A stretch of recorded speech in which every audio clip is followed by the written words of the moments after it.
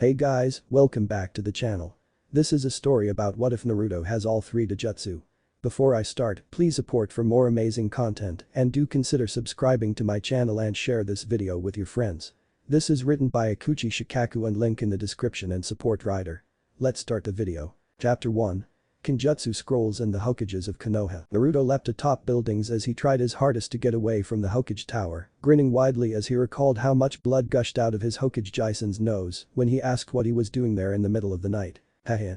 I can't believe I just beat the Hokage with my sexy no jutsu.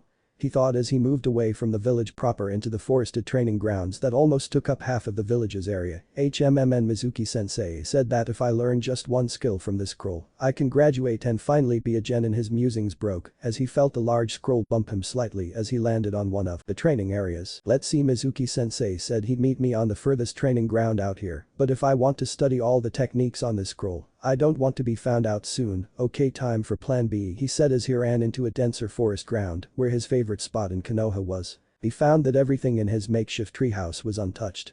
Good, the animals haven't touched this place yet. He said as he pulled out a regular sized but thicker scroll, an inkwell, an ink block and a small sized brush from a box.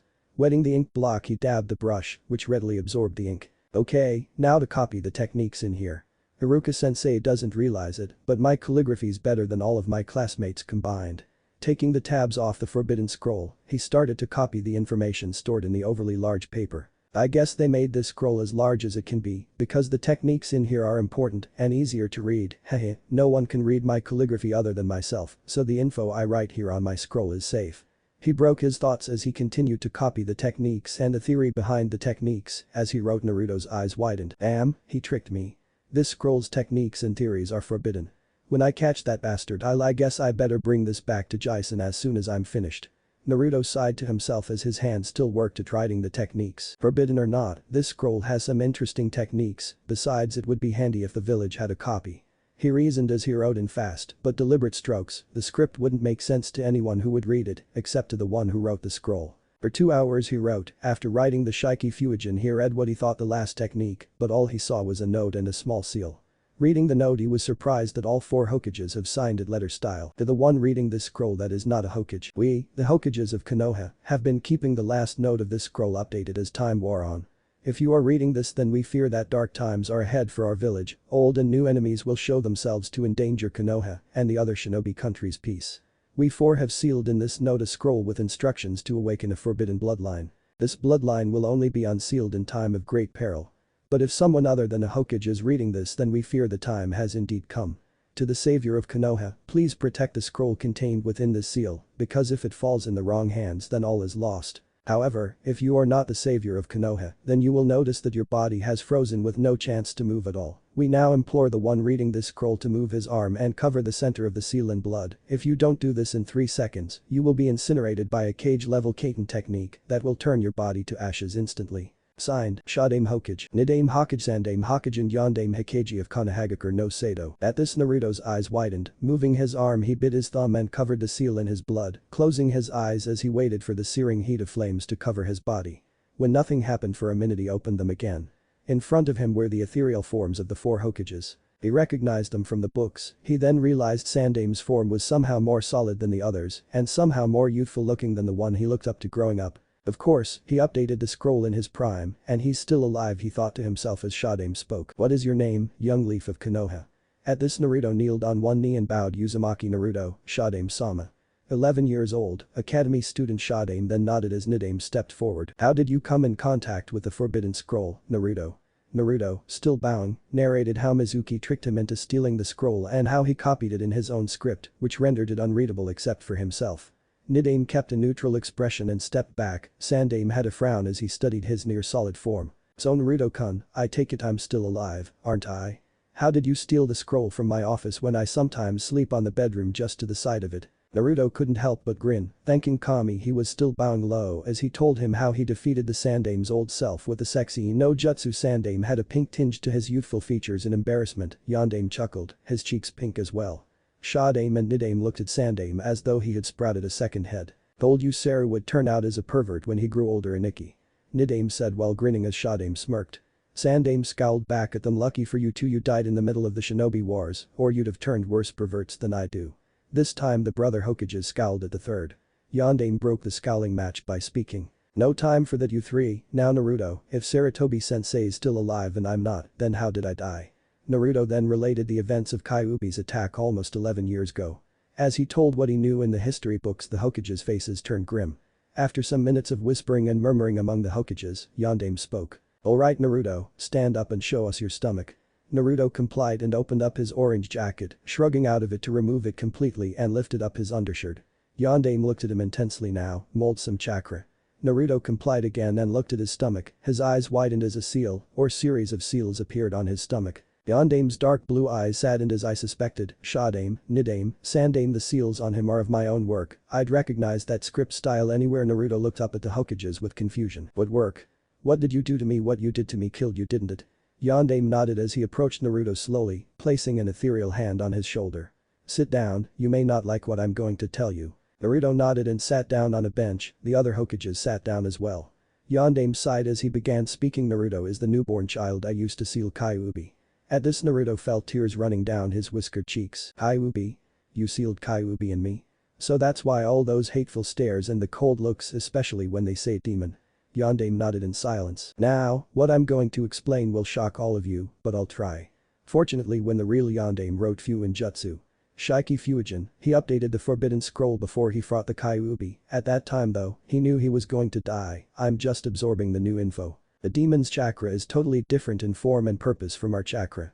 It's infinitely more powerful than our own chakra, as a demon's chakra doesn't depend on its body for the resource. A demon's chakra is entirely dependent on its soul. I found out from pouring into ancient history scrolls and text that the Kyuubi's body had been destroyed on several occasions, but its soul always comes back to reclaim its body, making it more resilient to damage.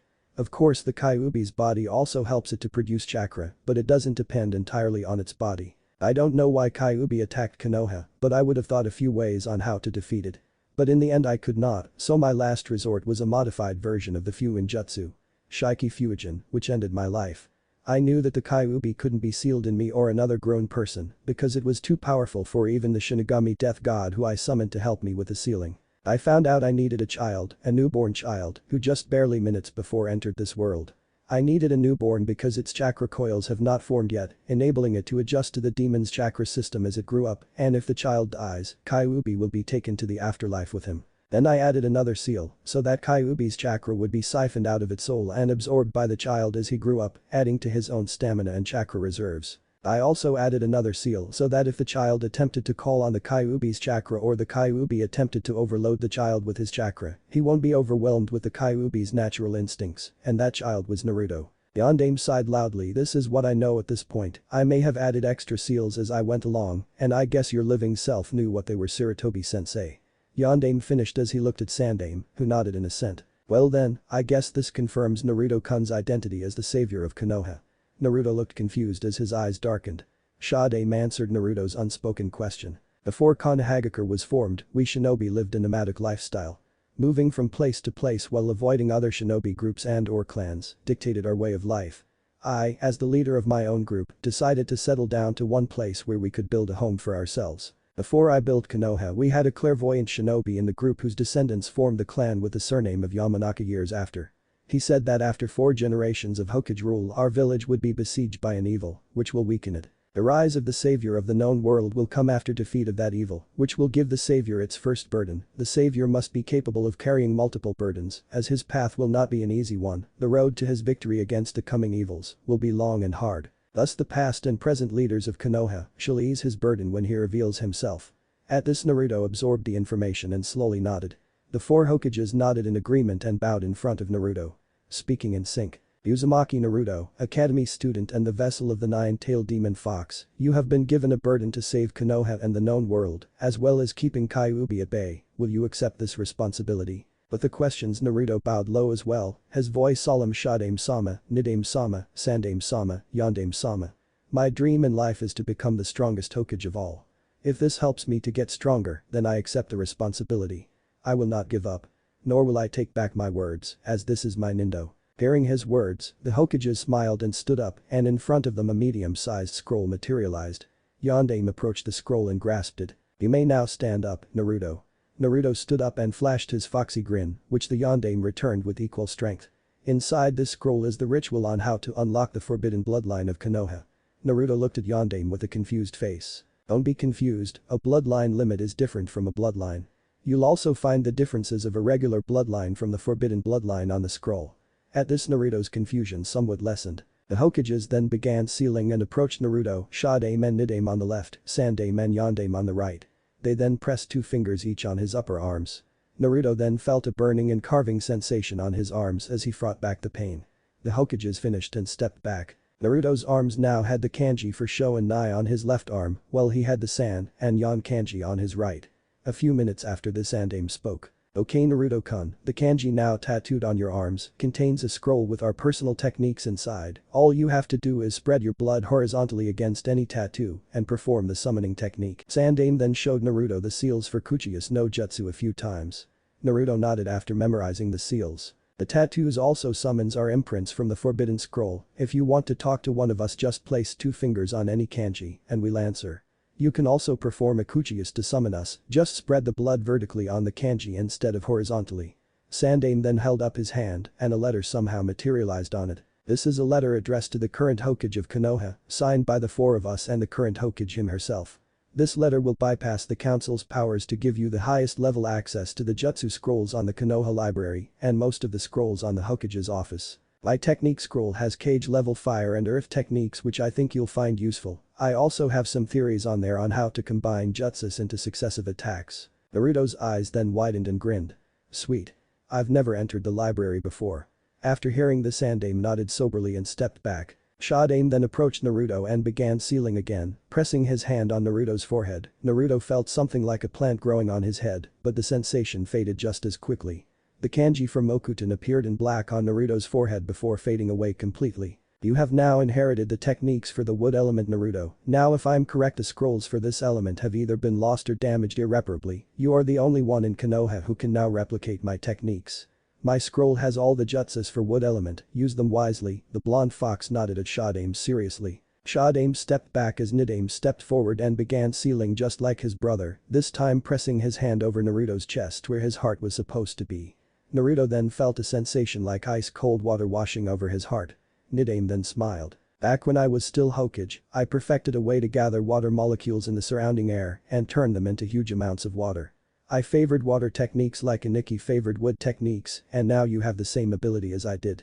I also had a sword which became as legendary as much as I did. It was named as the Raijin no Ken, a lightning elemental sword. I also have some Kenjutsu techniques listed on my scroll for the Raijin no Ken, and since I have no more living descendants, the sword is yours if you can manage to acquire it.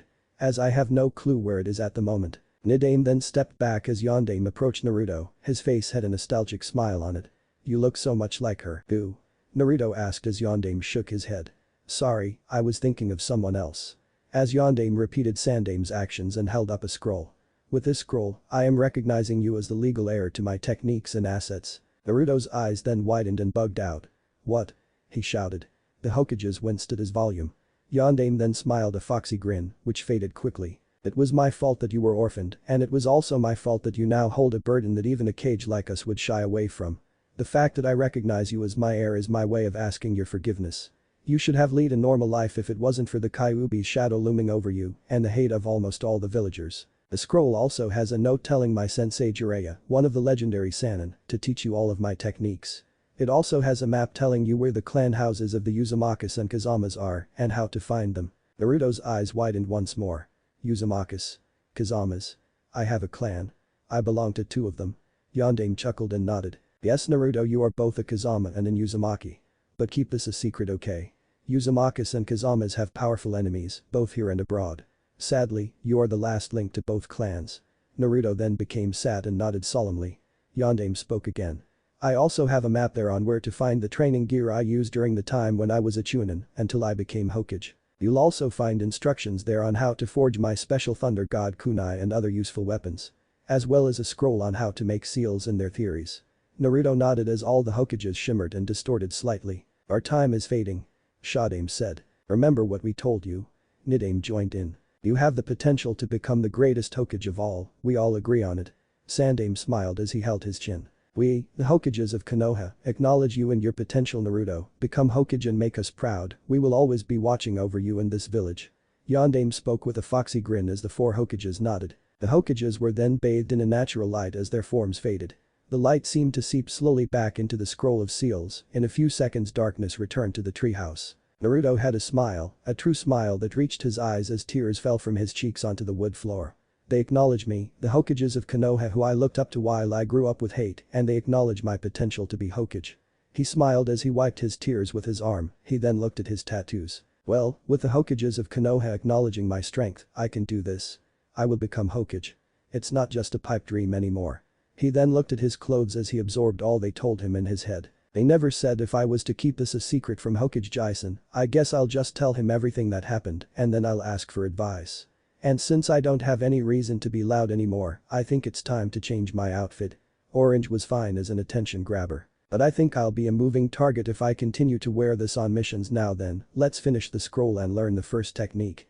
He said out loud as he returned to work copying the Hokage's last note and the seal, as well as learning the first technique on the scroll, which was Kage Bunshin no Jutsu. Closing the forbidden scroll of seals after learning the technique, he sneaked back to the Hokage's office and left the scroll on his desk, along with a note that he will talk to him tomorrow. For the meantime, it was time to confront Mizuki. End chapter 1, begin chapter. After an episode of chazzing, angsting, and taunting, Naruto beat Mizuki black and blue with Kage Bunshin. I think I overdid it not. Iruka gave Naruto his own hit I-8 to him as a sign of his graduation and then promptly lectured him about the seriousness of finally becoming a ninja of the leaf. Instead of tuning out his sensei, he absorbed the entire lecture and nodded at specific points. After a couple of hours, Iruka finally finished. Well then Naruto, as a gift for your graduation, you can ask me anything you want. For the first time since he knew the blonde fox, Naruto's face pondered his answer for 5 minutes and then spoke up. Well, for starters I'm going to need some new clothes. Looking down his attire he shook his head. If I'm going to do out-of-town missions, I don't want to be a moving target. I also need some scrolls on ninjutsu, taijutsu, and jinjutsu, just basic genin stuff, and oh yeah, a few scrolls with chakra control exercises on them, from genin to jounin, and some basic elemental jutsu scrolls, some practical jutsus for everyday use, and regular offensive jutsus. Naruto then noticed the silence from his teacher. Turning his head to Iruka he saw that the Chunin's eyes were narrowed. Okay, you, who are you and what did you do with the real Naruto? Naruto then sweat-dropped then shouted with a controlled volume. It's still me, Iruka-sensei. Iruka winced somewhat at the loud volume of his student and then laughed nervously. Sorry Naruto, it's just that you were acting so normal. Mature. Serious. Naruto interrupted expectantly. I wanted to say weird at this comment. Naruto frowned/pouted. Iruka chuckled and commented on how juvenile his look was.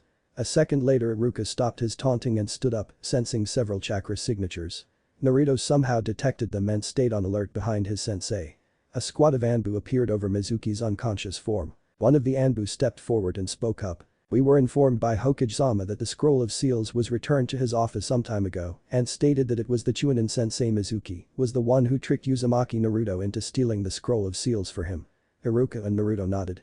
Yes, that's about right sir. Naruto said as the Anbu turned his masked face on him, while the other squad members bound Mizuki in preparation of sending him to Anbu prison, where Ibiki was waiting for Mizuki to be interviewed. However, the Hokage wishes to speak to the two of you, together.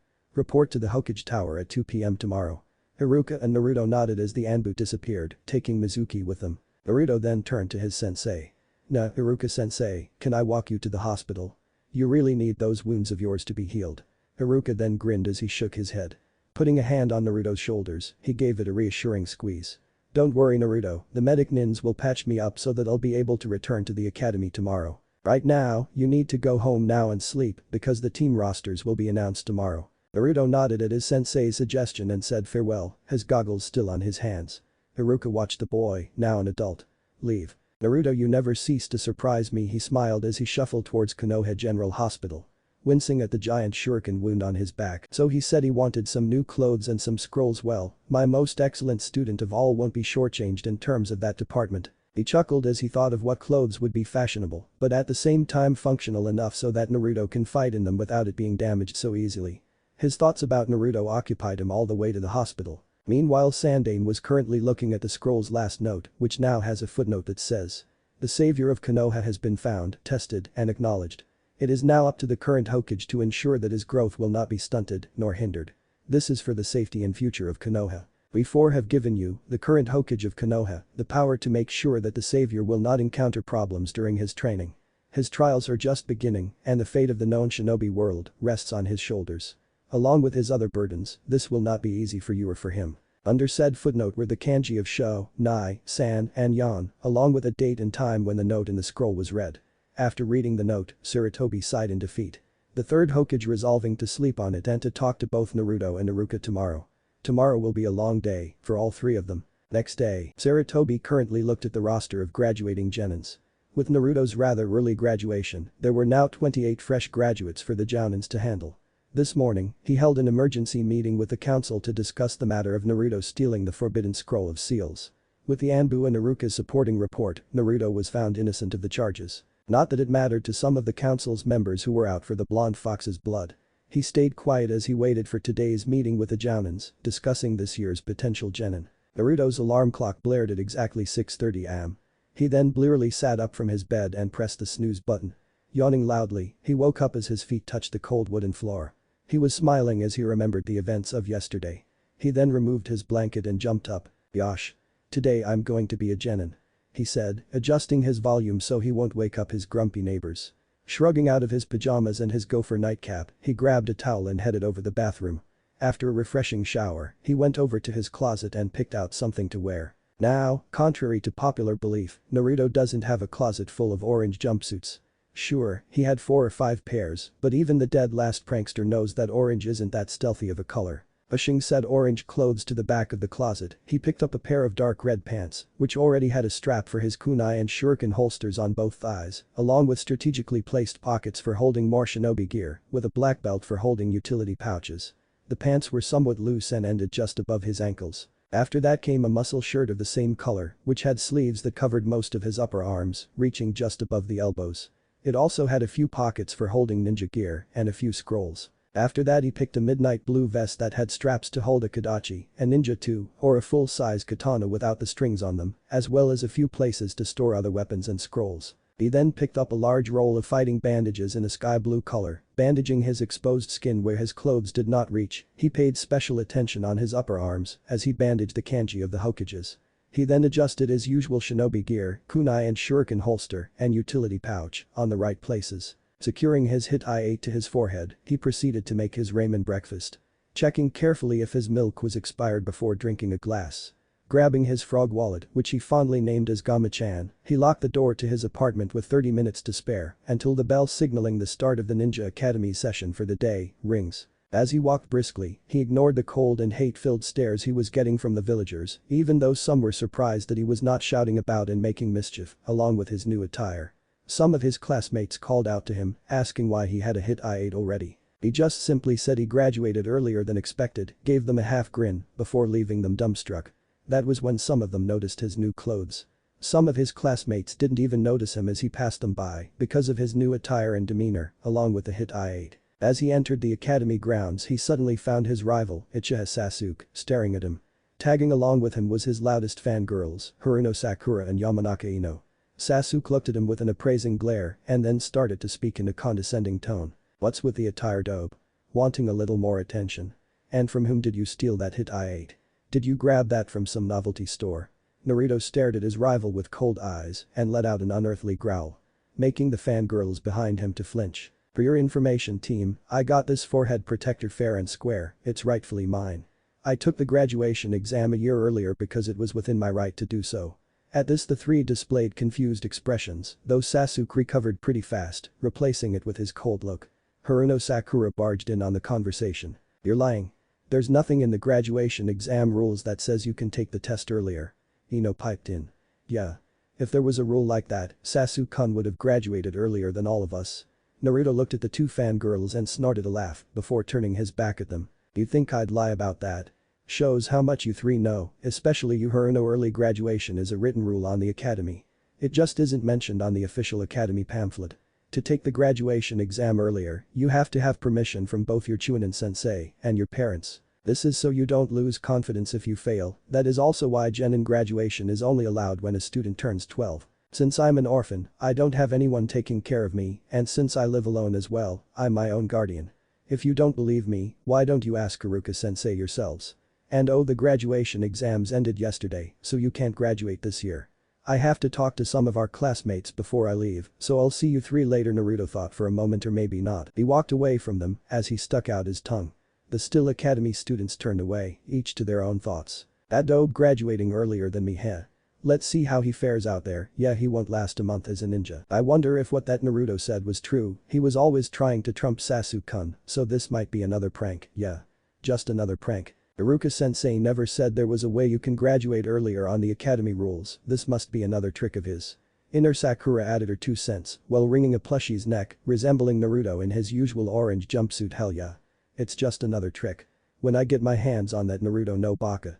Shinero. After a minute of mind silence, they stuck their chin up, their minds synchronized with one thought. Let's see if what that dope idiot Baka said was true. I'm going to ask Iruka-sensei. Naruto then noticed his friends lounging around some benches over a small hill rise. Nara Shikamaru was as usual, looking up the clouds. Akimichi Choji was eating chips, while Inyazuka Kiba had Akamaru on his head. Aburame Shino was close by on one of the tree branches, talking to one of his Kikai bugs, while Hyuga Hinata was sitting under the tree Shino was sitting on. Akamaru barked and Kiba looked up, a little surprised at Naruto's new look. Hey loudmouth, what's with the new outfit?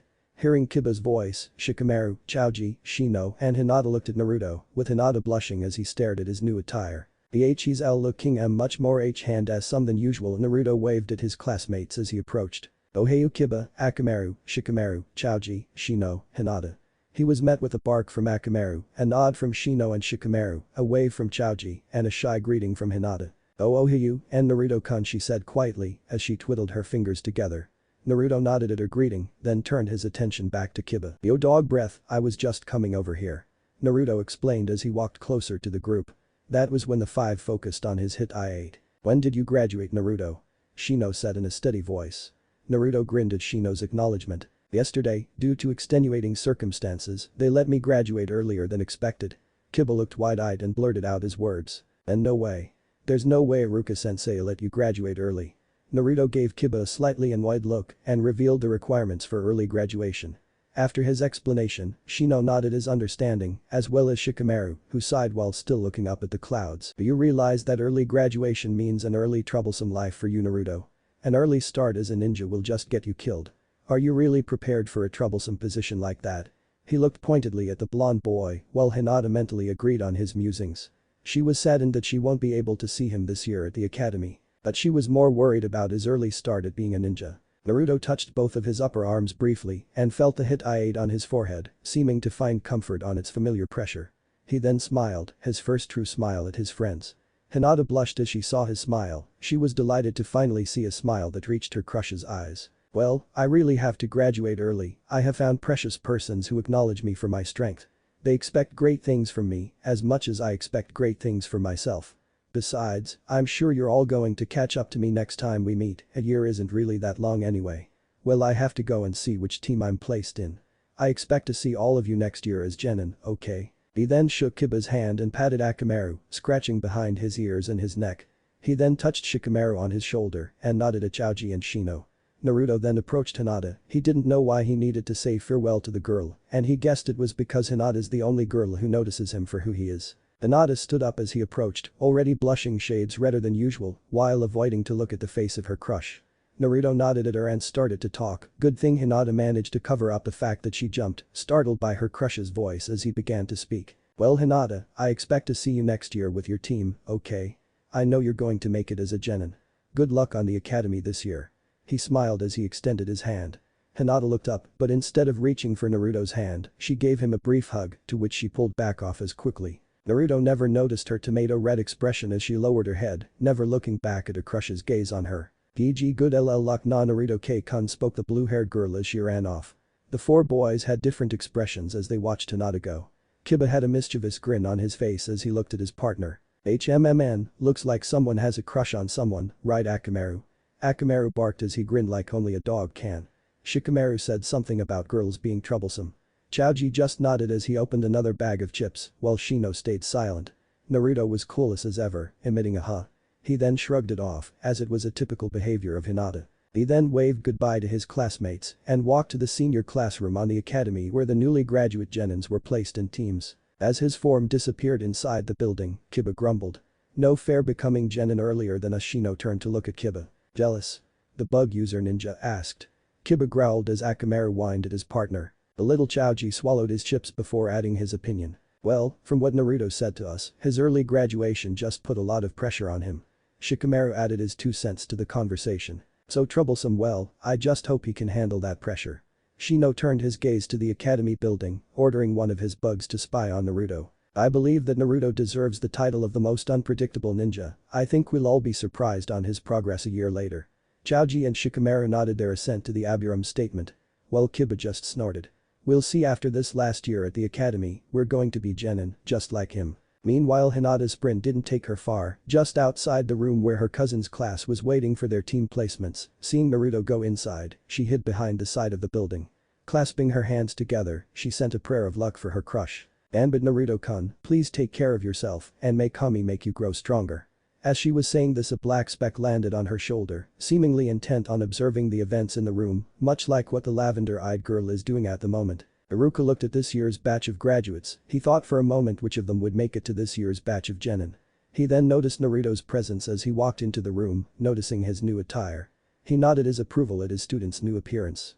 Naruto gave him a nod and a small grin as he took a seat somewhere on the middle of the classroom. Iruka watched Naruto make his way to an empty seat, his thoughts focused on his soon-to-be former student as he grinned. Well, maybe Naruto will break tradition again and instead we'll have 10 genins graduating this year. When he felt that there wasn't going to be a latecomer, he cleared his throat as he started his speech. Naruto walked into room 109 instead of his usual classroom number 105. As he entered the classroom he noticed half of the graduating class were there already, including Iruka. His sensei nodded as he walked in the room, he then gave his sensei a grin and a nod while he waited for his name to be called for his team placement. After a few minutes he heard Iruka clear his voice, which started the meeting. Good morning to all of you and congratulations on passing the genin exam. Today you will be placed on 3-man teams, along with a Jounin sensei, to make up a genin cell to start off your careers as ninjas of the leaf. After the team announcements, you will stay in this classroom to wait for your Jounin sensei to pick you up. Now, usually a graduating class consists of 27 to 30 genins. This year we have an exception, as one of you came from a junior class, but managed to wing the exam to pass. Naruto had a small grin on his face, as his sensei Iruka acknowledged him yet again. Because of this situation, one team from this year's graduating class will have 4 genins in one cell. Now, for the team assignments. Team 1. Sarutobi looked at the assembled Jounins as he talked about what to expect from this year's batch of genins and what the mechanics of some of the newly promoted Jounins' genin survival exam would be. He then looked at the more experienced senior Jounins, who seemed bored of the talks and were just listening. After some more deliberation from the new Jounin, he dismissed the meeting. Some of the Jounins were excited to gather their cell, while others still lounged around the meeting room. After all, the academy just needed 9 or 10 Jounins for each graduating batch, and of the 30 or so students, only 9 will make genin. Maybe just this year. Sarutobi grinned to himself, recalling Iruka's report of Naruto severely injuring Mizuki with 100+ shadow replications, with the blonde himself leading the charge to avenge his already waning honor. The third then focused his attention on a rather noisy corner of the room. The Jounin in a green leotard and orange leg warmers was talking to a masked Jounin who had gravity-defying silver-gray hair, his hit eye covering one eye. The latter ignoring the former's attempts to challenge him, as was usually the typical day-to-day interaction of the two. The Hokage recognized the eternal rivals copycat Nin Sharingan Kakashi and the green beast of Konoha, Mido Guy. Sarutobi called out to the somewhat weird Jounin. Well, the weirder Jounin of the two. Instantly, he found Guy, who was on the other side of the room, already on his side. The third-generation Fire Shadow shook his head mentally. Weird he may be, but the Hokage recognizes Guy's prowess in Dojutsu. Sandaime was contemplating his choice of words to say at Guy so that he can get the best answer from one of his elite Jounin. Sandaime had just gathered his thoughts as he looked at Konoha's proud green beast and then spoke. What would be your answer if I said that you're going to be part of an experimental training program to teach a 4-man cell of genin instead of the usual 3-man cell? Guy proudly beat his chest and raised his arms. Of course I would accept, Hokage-sama. This is a fine opportunity for me. But first they would have to pass my test. It is true that teaching a 4-man cell of genin will not be an easy task, but I will be delighted to teach them. I will also have a victory over my eternal rival Kakashi, as he has never passed a team. Given time and my exceptional training methods, they will and no doubt grow to be the strongest genin in the village. Because I am Mido Guy, the proud green beast of Konoha. And I strive to never fail at task assigned to me. Guy shouted as he struck up the nice guy pose and smiled, the glint of his teeth mildly blinding the Hokage for a second. Kakashi turned a bored eye to his eternal rival across the room for a second. He then diverted his attention back to the book he was reading, labeled Icha Paradise Vol. 3. Kakashi had a bored tone as he spoke to his eternal rival. HN? Did you just say something, Guy? Hearing the usual words, Guy's face turned red in embarrassment as waterfall-wide tears poured from his eyes and cascaded down his face, all the while shaking a finger at his eternal rival. Ooh. As expected of my eternal rival. Brushing me off completely with his cool, hip ways. The Hokage broke Guy's musings and ordered the Green Beast to pick up a team assigned to his command already. As Guy left the meeting room in a green blur with his team's names, Kakashi closed his book and casually strolled out the door. The Hokage gave a pointed look behind the copy ninja's back. Given his reputation of punctual lateness, it would be a while before picking his potential students up. Saratobi's thoughts then turned back on the scroll of seals. I really have to discuss that footnote with those two. Naruto paid attention as Iruka announced the names for the genin teams. After reading the names for Team 8, everyone realized that the last team roster that Iruka will be reading would consist of 4 members. And last, but definitely not the least, Team 9. Hyuga Neji, Kiramai Tenten, Rock Lee and Uzumaki Naruto. There were murmurs from almost the entire senior class. Uzumaki? Who's that? That kid who my mom calls a freak. Oh yeah. That prankster kid who painted the Hokages' faces on the monument about a dozen times. Oh, that Naruto kid. Who's Naruto? Where's Naruto? One graduate said as he was looking at a game book, trying to find Naruto instead of Arnold. Suddenly, Naruto felt the temperature drop a notch as he was subjected to some of the coldest and hardest stares he had to endure in his lifetime, half the reason being the senior class disliked him because of his pranks, half reason being the self-proclaimed, the collective Neji fangirls of Konoha TM. Glowered at him for being picked to be in their idol's team, but mostly because their parents told their children to avoid him and hate him with a passion they did not care to explain themselves. Naruto shuddered in anger. Guzo, this is like Sasuke team's fan club all over again. Damn those stares, can't see that I'm not Kyuubi. I'm just a vessel for the demon, damn it. Sensing the rise of hostility levels, Iruka closed the roster folder with a snap, catching the attention of a whole class. Like I said prior to reading the team placements, please stay here until your Jounin sensei picks you up. Good luck to all of you, and may your careers be fruitful. Iruka nodded as he said farewell to the class, nodding at Naruto as the blonde gave him a grateful smile. Exiting the door, he proceeded to room 109, where Naruto's classmates were waiting for him to teach them again for another year. After Iruka left the class separated into their respected teams, Naruto then noticed the other people that would make up his team. That must be Hyuga Neji, he also has pupil-less eyes like Hinata. I wonder how they're related. He then paid attention to the only girl in their group who was absently playing with a kunai. Tenten ha. Looks like she likes weapons. If she's not like one Sasuke's fangirls, we'll get along rather nicely. His musings were broken by a voice that sat beside him. Excuse me, are you Uzumaki Naruto? Naruto turned his head to the voice and smiled. Yes, I'm Uzumaki Naruto, pleased to meet you. And your Naruto held out his hand. The other boy promptly grasped his hand and shook it with a little more eagerness than usual. Hello Uzumaki-san, I am Rock Lee, it's a pleasure to meet you. Naruto then observed his teammate. He wore a white undershirt with loose sleeves, along with a light green Chinese-style jacket, which was open fully and seemed to conform to his undershirt. He also wore matching pants of the same style and color. His hit I-8 was worn in the traditional style on his forehead, the cloth of the hit I-8 in bright red. Naruto then noticed his big round eyes and the caterpillar-like eyebrows, with the cartoon-esque 3 eyelashes on the bottom of his eyes completing his look. Naruto squashed the urge to shudder, looks did not matter. Rock Lee was a potential teammate, ally, and friend. Lee then sighed out loud, which broke Naruto's musings and urge to shudder. I think it's fair to warn you Uzumaki-san, just call me Naruto, Lee-san. It'll be easier for both of us. At this Lee smiled, but sighed again as his face turned sad. As I was saying Naruto-san, it's fair to warn you that I'm the dead last of the class. Naruto frowned at this statement. Why are you dead last then? Lee then stared straight into Naruto's eyes. I can't mold chakra. I can't perform jutsus, even the most basic ones like Kawarimi, Henge, and Bunshin no Jutsu. From the start of my academy schooling until now, I still can't do a single jutsu. Naruto's eyes then scrunched up to his fox mode. So what? Lee's head, which was beginning to droop closer and closer to the desk, suddenly shot up. Why don't you care if cannot mold chakra? The other students and my teachers. Naruto then signaled Lee to pause for a moment and gave Lee one of his true smiles. So what if you can't mold chakra? Hell. At that moment Naruto edged closer to Lee and whispered as to how he almost didn't graduate early with his crap Bunshin and how he made up for it by learning Kage Bunshin. He excluded the part about getting tricked and stealing the scroll of seals and seeing the past and present Hokages, but included the part where he beat Mizuki with his Kage Bunshin. As he finished his story Naruto gave Lee a foxy grin. See Lee? Even people like us prevail sometime. To tell you the truth, I'm also the dead last of my batch. Lee's eyes filled with tears as he hugged Naruto. Naruto-kun. You are an embodiment of us dead lasts.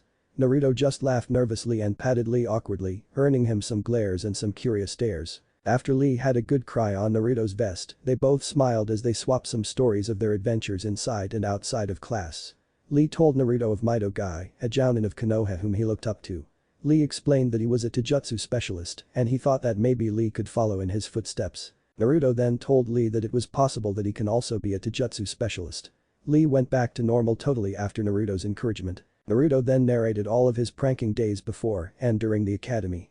Needless to say the two had formed a fast friendship and were treating each other as buddies even before Guy came. Eventually, Neji and Tenten, who introduced themselves to the two boys, joined them. Tenten was okay in Naruto's book as she even swapped her own tales with the two boys. It was needless to say that the Hyuga was often his own little world in which he explained as meditation. More like brooding like someone I know, Naruto thought. Sasuke sneezed loudly just after the comment was made about him 4 doors away, which earned him with an accurate hit of a chalk eraser to the face courtesy of Iruka, who thought it was Naruto disrupting the class again. This earned a snicker from a certain Inuzuka and a bark from his dog companion, a grin from a Nara and an Akimichi, a small grin hidden behind a hand of a certain shy, lavender-eyed girl, and a hidden smirk under the collar of a bug-controlling, sunglasses-wearing boy. Their movements were unnoticed as their Chunin sensei / distraction apologized to the dark-haired Avenger / Ice Cube / idol / fantasy of every girl from 8 to 50 / hot guy / bishounen / seam / asshole / bastard / traitor to be / well, you get the picture. Besides, they were far away enough from the Uchiha and his fan club to warrant a glare from any one of them. Sasuke's anger intensified as his most ardent stalkers fussed over his face, which earned him and the two Kunoichi to be an eraser each, saturated with chalk, this time because the three were being too loud, earning them even more laughs and snickers and smirks. Paying attention to their own faces they sighed, as the source of their misfortune, and now anger, wasn't there anymore. They then realized that Naruto had just played a prank on them, even if he wasn't in the room or the immediate area, they dropped their heads in defeat as they once again performed synchronized thinking for the second time that day. Damn that Naruto. When Naruto goes to bed tonight, he'll fall asleep with the widest and truest grin in his 11-year-old life. Feeling that justice had been served, at least for today. Naruto pulled his kitsune hanky just in time to catch his sneeze in the cloth, with Lee saying bless you. And Tenten saying Jizundit. Neji just said, don't spread your germs on me. And returned to his brooding / meditation. Eventually the Jounins came in and called their respective teams to move out. Each team then followed the Jounin assigned to them. About a third of the teams were now gone in the time span of 30 minutes. After a few minutes more the door to the room swung open violently, catching an unfortunate graduate off guard who toppled 11 other people when he crashed into them going at 50 miles per hour. Needless to say, 3 Genin teams were already injured and they haven't even undergone their Genin survival exam yet. As the dust settled, the graduates in the room noticed that, 12 of their classmates were in a tangled mess of bodies, some were even in a very compromising position, which the conscious ones capitalized on and mentally noted in their minds to tease their unconscious peers, whether they were in the right gender group or whether they had crushes on the wrong people. And 2, there was a weird Jounin at the door with a brightness to his teeth that almost rivaled the sun itself and was parading around in a green leotard with orange leg warmers. Speaking in his indoor voice, the Jounin introduced himself which shook the entire first floor in the process. The dark-haired Avenger managed to change seats, pondering that maybe his bad luck was affected by where he sat, and reasoned that whenever his most loyal fangirls an. Translate.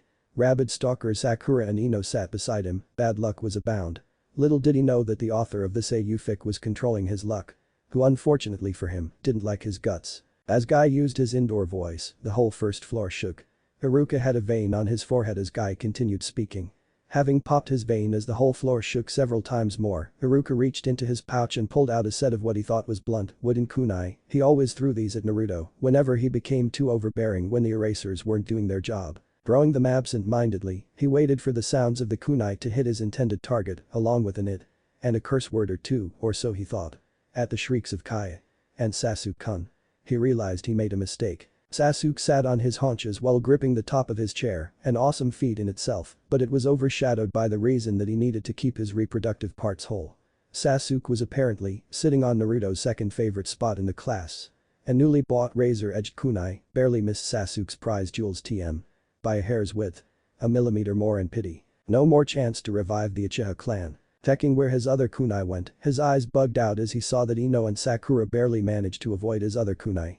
They were unfortunately seated on Naruto's third and fourth favorite spot in class, respectively. Ino was barely saved by her waist size. It didn't stop the kunai to draw blood on her skin though, not to mention that a grinning Nara pulled her out of the way at the last second, which deemed her reason for dieting to the Nara male as troublesome. Sakura, being the smarter girl of the two, just ducked, but the kunai still managed to shred a length of her hair, just above the ear. The cut hair then pulled by the floor, proof of the kunai's sharpness. Her long hair was now uneven in length. If she was any more unluckier, and the kunai had flown some angles higher, she would be half bald by now. Hey. At least that big forehead of hers was useful for something. Two other kunai, fortunately or unfortunately, whichever way you call it, almost killed two of Sasuke's other fangirls. Unbridled laughter was showered upon the unfortunate five by the rest of the class, especially the now dubbed annoying trio. Sobering up quickly though, the rest of the class who didn't want anything to do with Sasuke's unusual bad luck avoided him like a plague until the end of class day. In turn, Sasuke avoided Sakura and Ino, as well as his fan club, in the same manner. The collective Sasuke fangirls of Konoha TM avoided their president and vice president like their life depended on it, while the rest of the class looked on in amusement. For them, this day was starting to be very, very interesting. And it wasn't even lunchtime yet. The annoying trio sighed and hoped in sync that their bad luck was over. As they mused their thoughts, the trio heard a disembodied and malevolent male cackle, which didn't bode very well for them.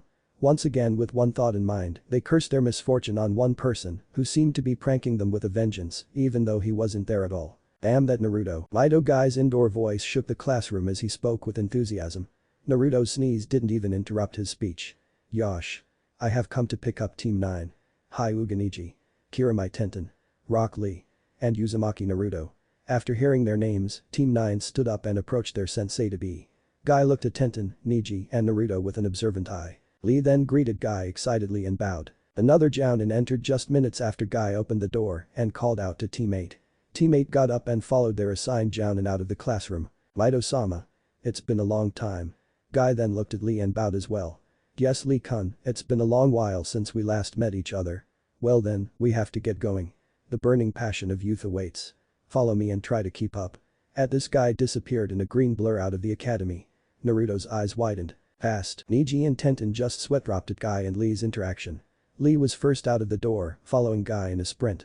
Tenten and Niji followed him while Naruto held the rear, their direction heading to the farthest corner of the academy, populated by covered and elevated resting places, which looked like pagodas. The three teams on the floor, injured, but nonetheless followed their Jounins later, and Team 9 being called to follow the Jounin sensei assigned to them, and having left already, only one team of graduates was left to wait for their sensei. Unfortunately they will have to wait 3 more hours before their sensei finally decided to pick them up. Cosmic irony.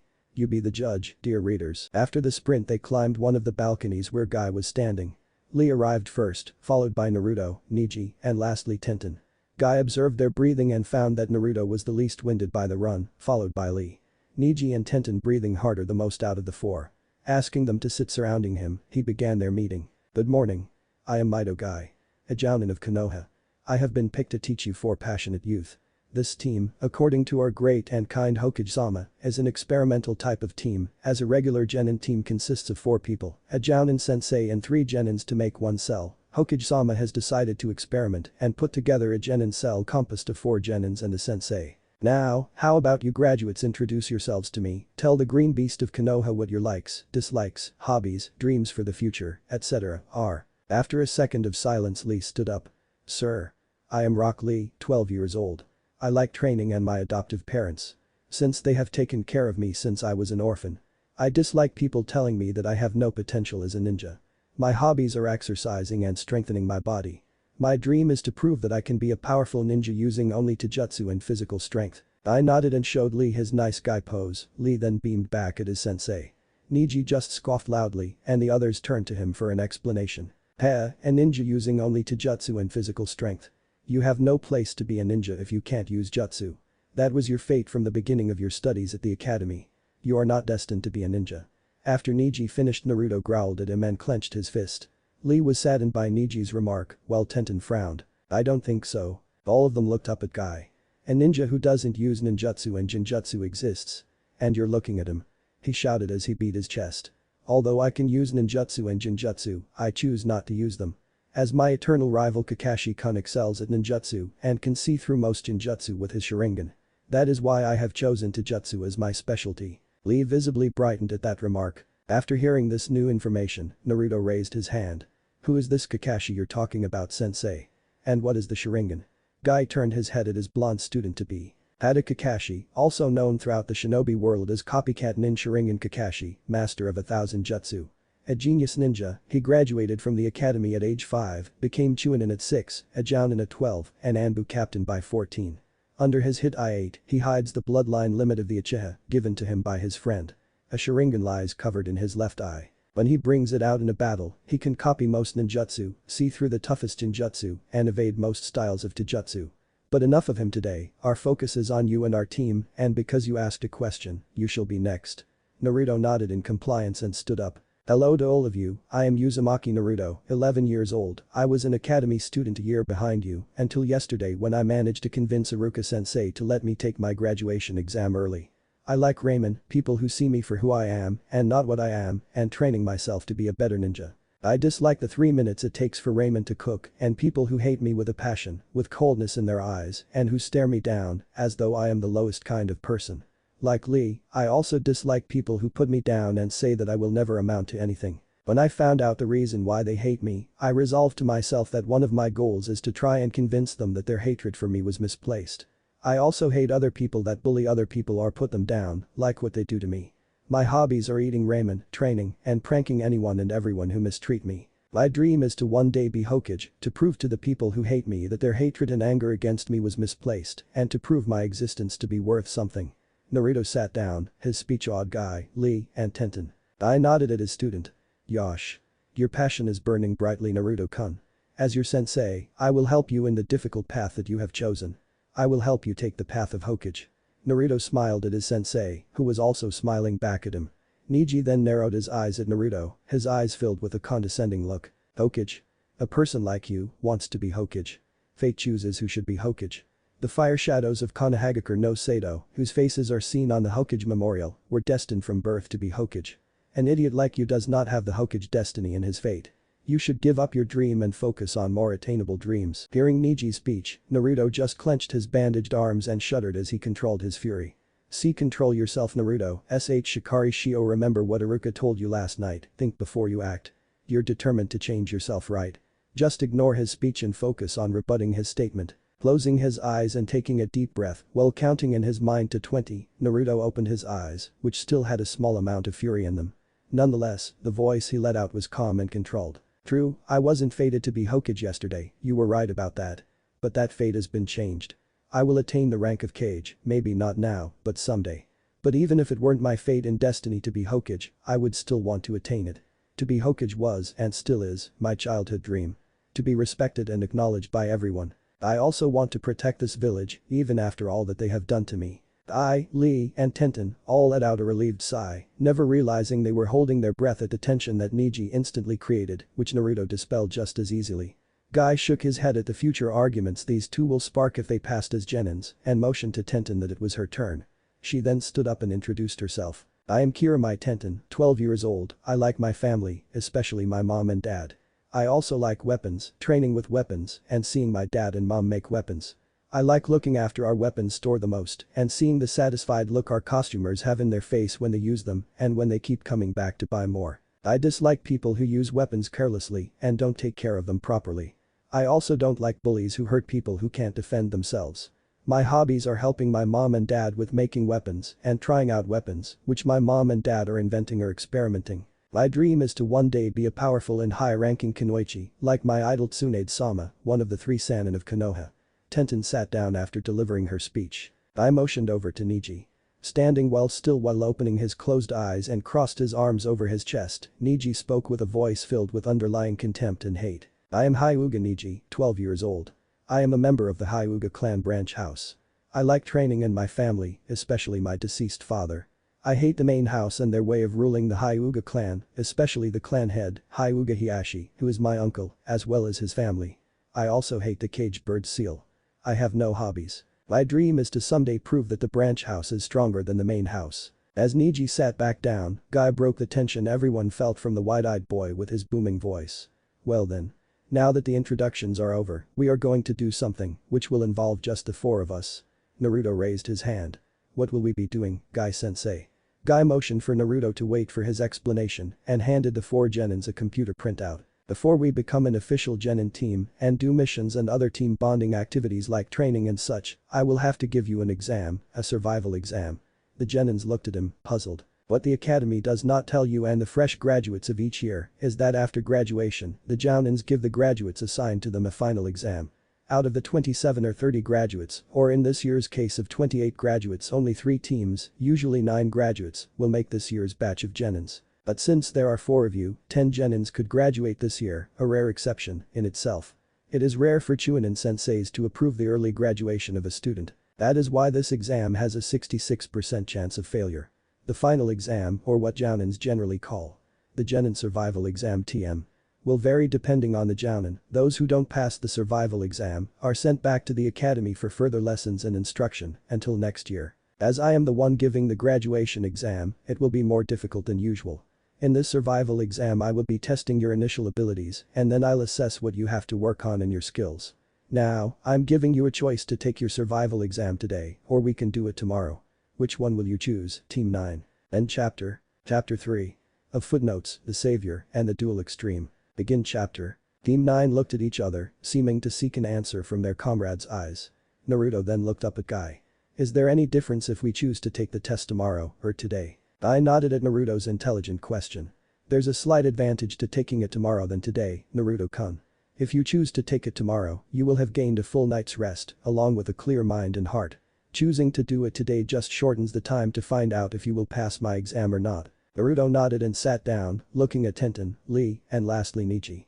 Naruto took a deep breath. I say we put it to a vote. We also explain our vote as to why we want to take it today or tomorrow. The other 3 nodded. Naruto grinned as he stood up. Well, I might as well be the first. I choose to take it tomorrow because I have some things to do today that just won't wait. The Hokage has ordered me to report to the Hokage Tower later. I also have some things to do before the day ends, so I just can't really take it today. He motioned to Lee, who stood up as he sat down. Sensei. I think it is more advantageous for us to take the test tomorrow.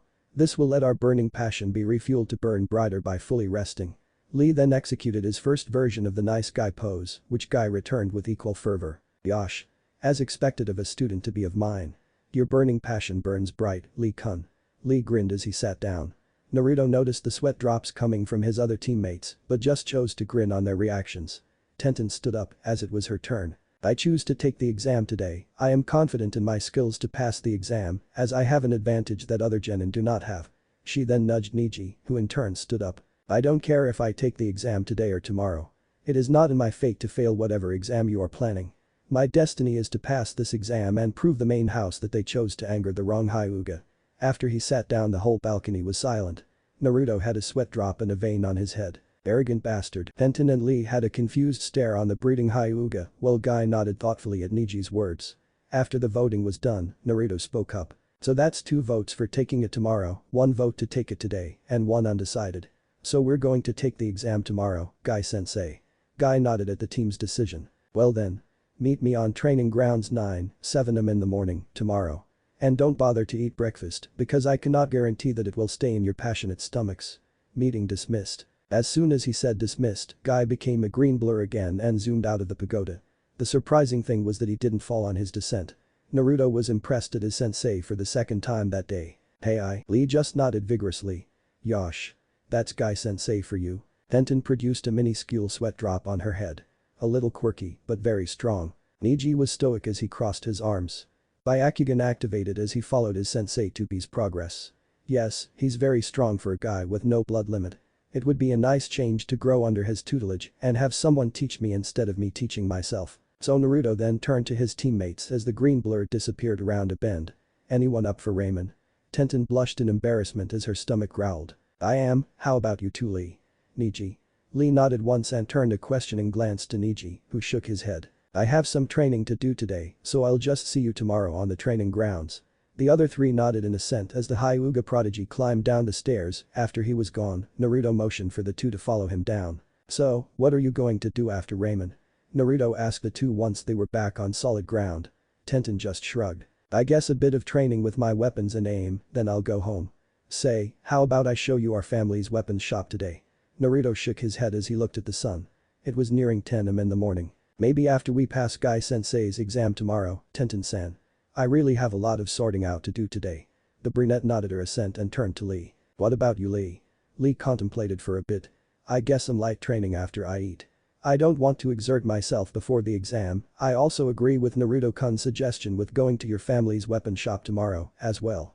Naruto and Tenten nodded as the blonde led the way to Ichiraku's. On the way there, some of the villagers did the usual when Naruto passed by the more densely populated business and residential district. Lee and Tenten were wary of the villagers as they followed Naruto. Lee was about to ask about this when Naruto spoke up without looking back at them. I see you've noticed them, you'd have to be blind and deaf not to. Tenten and Lee nodded absently. Unfortunately, this happens to me every day. You just have to get used to it. 11 years of seeing this every day will do it. I have some secrets that you won't believe I have. If we do become a team and stick together for a year or more, I'll reveal my biggest secret to the team, even Niji. Just please, don't ask me now, I don't know how I'll do it. Hearing Naruto's pleading voice, the two nodded solemnly as they reached Ichiraku's. Naruto wiped his tears with his hanky as he smiled at the ramen chef and his daughter. Boy. Tuchi-akin. Am Nichin. He shouted as he forced himself back in his brat mindset. Boy Naruto. We missed you here yesterday. What happened? The ramen chef said in a half-scolding, half-chiding voice. Naruto sheepishly rubbed the back of his head. Well, I kind of got held up at the academy from the afternoon till early morning yesterday. Tucci formed a conspiratorial grin as he looked at his best costumer, seeing other kids behind him, he spoke. Oi Naruto. Did you bring me more customers? Turning back on his teammates to be, he nodded. Yup. These are my teammates, Kiramai Tenten and Rock Lee. I have another teammate called Hyuga Niji, but he's not here. We're going to take an exam tomorrow and pass as Genins. He said while pumping his fist. Tenten smiled as Lee emulated Guy and managed to make his teeth glint at Tucci. Tenten and Lee introduced themselves formally as they sat down on each side of Naruto. After giving their orders they talked about training, weapons, Guy-sensei, and how there's always a stoic bastard on each batch of academy students. After finishing their bowls and paying, they bade farewell to Tucci and Am, with Naruto promising to be back with Iruka later to have a ramen binge before going home. Am was smiling as she cleaned their bowls. It seems like Naruto-kun found some friends his own age, Tausen. Tucci nodded thoughtfully as he looked at their retreating backs. His glance on his favorite customer's back was unfathomably soft and filled with tenderness. Hi, I just hope that his teammates can accept him when they find out what's inside him. Am's smile disappeared. She then nodded solemnly as they prepared for the lunch crowd. Bidding his teammates farewell and good luck, Naruto turned and began to run to the direction of his treehouse. Never noticing the worried stares Lee and Tenten gave his retreating back. After running a bit through the village, Naruto noticed a group of oddly dressed monks in the village square who were being questioned by Anbu. It seemed that the villagers were throwing the same hateful and cold glares he was used to having at the monks. Having seen this particular fact, it piqued his curiosity. It was then that he approached the monks who were unaware of his presence as he used a nearby monument to hide. I wonder which country they came from. From their attire I'd say their clothes were made for long journeys on foot as well as for fighting hand to hand. Regular monks don't look like these monks at all. Indeed, the monks he was spying on were defiantly different from the ones he frequently saw on the village and temples. Most of them were muscular, like they weren't praying or fasting. Some of the other monks had large muscles, which showed on their already moderately loose clothing. A white dugai with elbow-level sleeves was the group's regular attire. Some wore a brown-colored leather cover on the front of their dugai, while others had smaller versions of this. All of them covered their heads with white cloth. The area around their eyes, particularly the eye sockets, were either painted black or brown. And all of their shins, ankles, and feet have thick woolen bandages wrapped around them. They also have them on their hands and arms, reaching just below the upper arms. Apparently he came at the right moment, for the monks were having a guarded and very quiet conversation amongst themselves. He hasn't gone far, he had to have taken up shelter in one of the temples here, with those injuries of his. He won't progress that far in a few nights. One medium-built monk said, as he looked side to side frantically. If what he holds falls into the wrong hands, our way of living is done for. Why did we have to take drastic actions like this? Our cover with master will be blown. Another one hissed. He was a little taller than most of the monks, but he was lean-built. Shut up. Anyone can overhear us talking about him. We are in more trouble if sensei hears this. He's the best student in our year, and if he finds out that some of us are missing, especially him, we won't survive the punishments. Lucky for us, master's away visiting our brother temple. The tallest and most muscular of them spoke, seeming to be the leader of the group. After absorbing what he could out of the conversation, Naruto backed up and headed for his training ground. He can sort out this new information later. Right now he had to read the requirements of the blood ritual for the 3 Dojutsu. As he ran in the direction of his treehouse, he heard a groan somewhere in the east side of the forest. Tracing the voice, he found that it was calling out for assistance. He arrived to see a man similarly dressed like the monks he encountered in the village square, lying face down. It seemed that he was full of wounds, both external and internal. "Help," said the voice. Naruto then helped the man up. Noticing his damaged form, Naruto formed cage buncheons and ordered one to hinge into a stretcher. Another clone helped him to ease the man into the stretcher. It looked like the man was within an inch of life. Naruto then ordered his clones to follow him. They then moved silently under the canopy of dense forest to the direction of Naruto's hideout. Arriving quickly, Naruto and his clones eased the man onto the makeshift bed of leaves, grass, and hay. He then searched his makeshift closet to find his medical kit, which he used whenever he was training in the forest. The man groaned and sat up, surprising Naruto with his resilience. "Please come closer, I'm already dying," said the man, who Naruto now realized as the man the other monks were searching for. Naruto wringed a clean washcloth and cleaned the man's bloodied face. "Your name?" Naruto spoke solemnly. "Uzumaki Naruto." The man smiled. As the stranger drew his strength and organized what he was planning to say, Naruto drew some water from a makeshift water container, which was designed to catch and filter rainwater. Filling a wooden mug, he handed it to the stranger, who drank it like a man who had walked in the desert for a long time. The stranger then nodded to him as he began to speak anew. "Thank you, Naruto-san, few others would have done what you did for me." At those words, Naruto looked at him in confusion. "I don't have a real name anymore, but in the temple, I was called Ange." Naruto nodded as he continued to clean Ange's battered and dying body. "Our group was called the Order of the Depraved Monks. Unlike real monks, we have broken all of Buddha's sins, that is why people hate us and fear us. I was the last one of our order to join for a very long time. As I studied under the order, I have learned all of my master's secrets and techniques, as well as all of the order's ancient techniques and fighting styles, because he felt that I had the discipline and the mindset to not use it for wicked and evil purposes. I then decided to chronicle our knowledge into scrolls, so that even if we may fade away, there would be a memory of our group left behind, which proved that we existed even beyond the time of the demons and the war." Naruto then decided to give Ange one of his soldier pills and a blood-stopping pill. Ange gave him a grateful sigh as he felt energized again, staving off the call of death for a few more moments. "Thank you. As I've said, I've chronicled our order's knowledge throughout the ages in scrolls, but most of it was burnt or stolen by my other brethren. I have a copy of all my scrolls though, so all is not lost. My master agreed of my actions and believed in my judgment, and so he encouraged me to write, but then my other brethren got jealous of my knowledge and closeness to our master. One night when our master journeyed to visit our brother temple, they attacked me in an attempt to learn all of what our master had taught me. I managed to avoid a bloodbath by merely disabling the majority who were only bullied to fight me, but the plotters were too powerful. Combined, I managed to kill half of them, the other half barely got away with less serious injuries. They threatened me that they will tell our master I had killed in cold blood once he returned, which was a blasphemy amongst us depraved monks. Instead of giving them what they wanted, I ran away from the place I once called home. I only had the clothes on my back and a scroll of my most prized technique, the deadliest ever invented and recorded during our history, the dual extreme fighting style. The plotters came after me for the sole purpose of acquiring the scroll. I killed half of them in battles from the mountains until the borders of Fire Country. I was dying when I came through your dense forests and was prepared for death when you found me. I am very grateful to you because my greatest fear was to die alone, with no one to hear my confessions of guilt and share my sadness." Ange then reached into his tattered dugai and pulled out a small but thick scroll.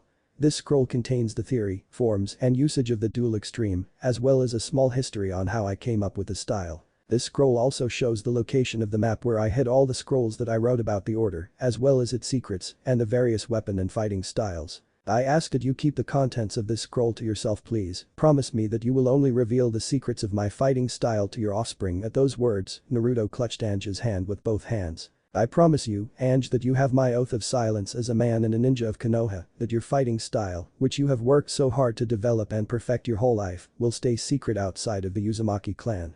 Ange nodded and closed his eyes, the blonde ninja barely hearing his last words. "Thank you, Naruto master, brothers farewell." Naruto then felt a burning sensation in his palms. As Ange's hand relaxed, he removed his bandages and saw that on the back of his hand, the kanji for Futi no Kiwami was on both his hands, before fading away completely. That was the last portion of his life energy, which means he's dead. Naruto sent a small prayer to Ange's Buddha to watch over his faithful servant as he journeyed to where souls go after the connection with their mortal body was severed.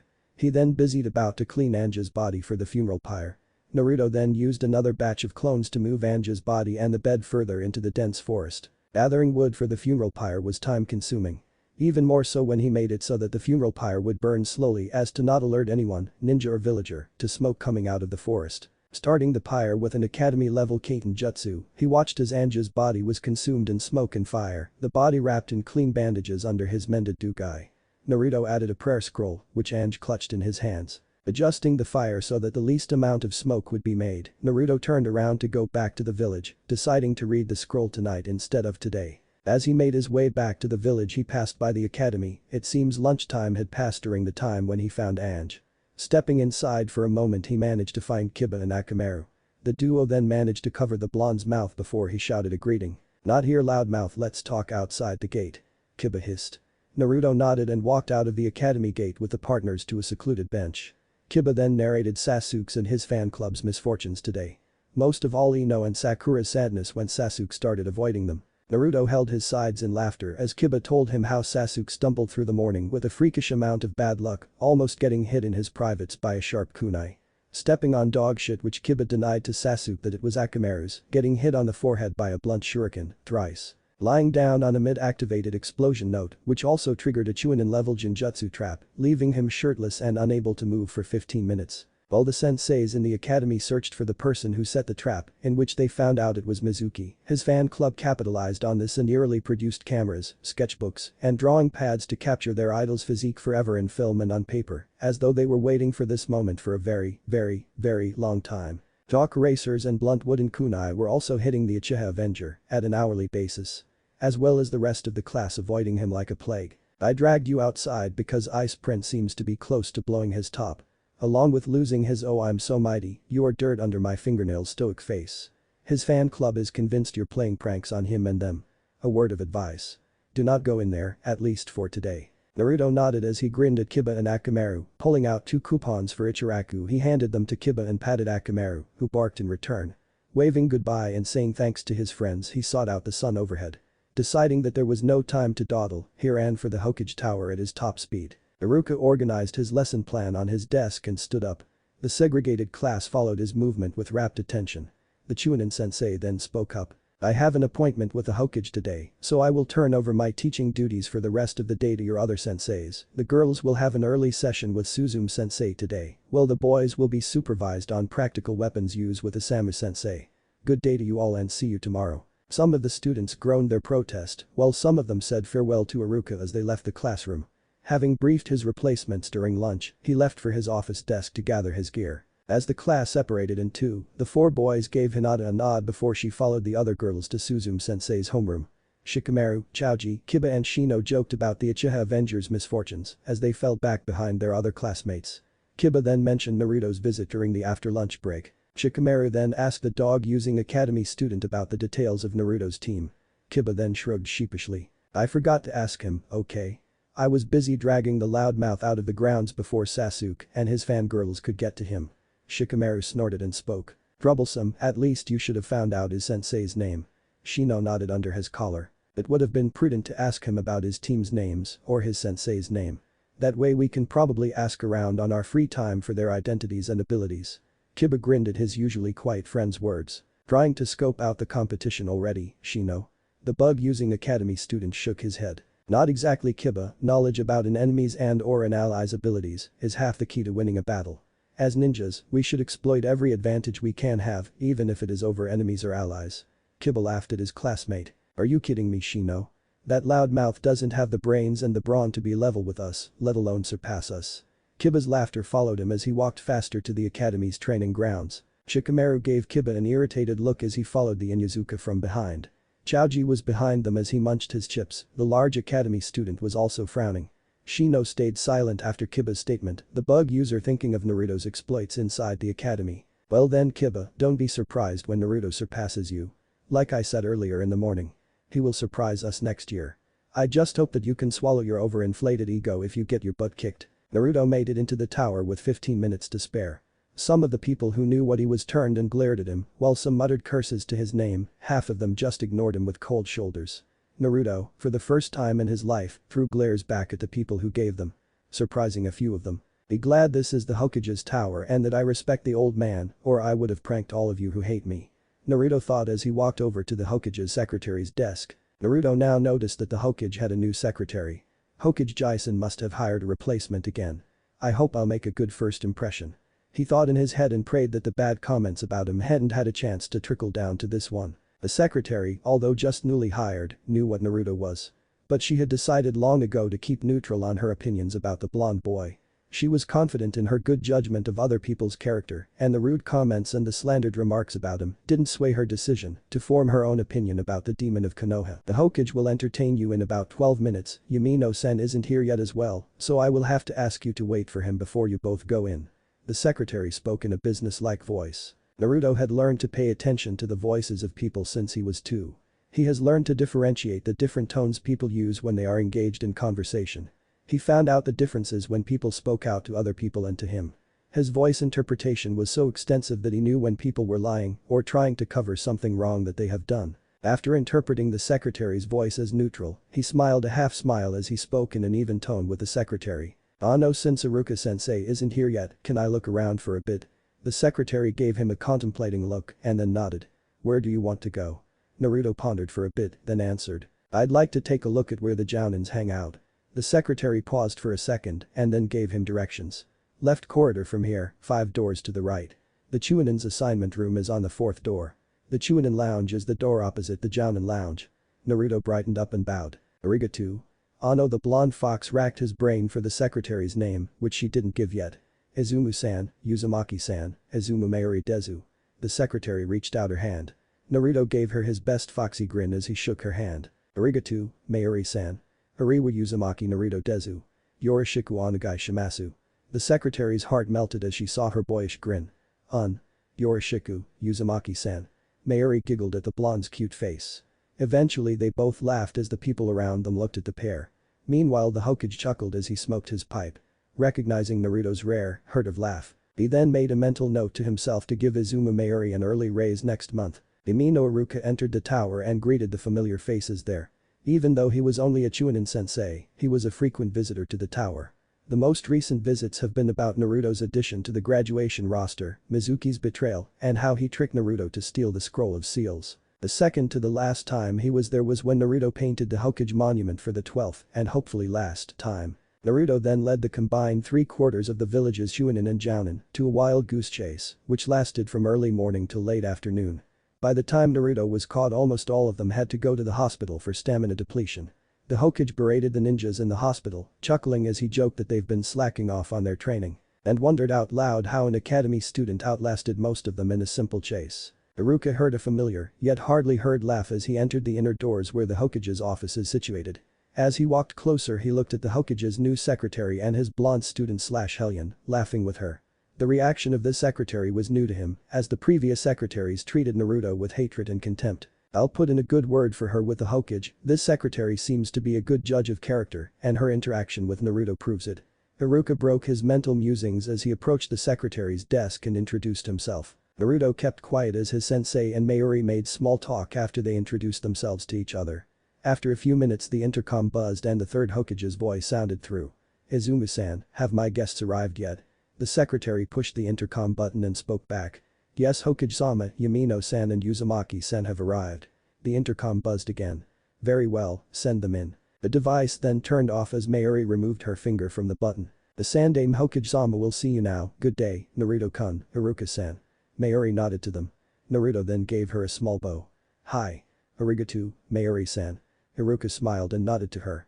Mayuri then got back to work as the two opened the door to the Hokage's office. As they entered the third's office, they were surprised at the usual mess of scrolls and papers the Hokage had to sign and study were now organized in very manageable stacks on another table. Organized from the most important to sign, study, or to look up, as by the Hokage's standards. Iruka and Naruto whistled. Sweet, Hokage Jason's office really looks like an office now. Naruto exclaimed. Iruka just sighed. Naruto, how many times have I told you to show some respect to Hokage-sama? Naruto grinned as he rubbed the back of his head. Lost count. Sandame chuckled as he got out from his private room, effectively breaking their tirade.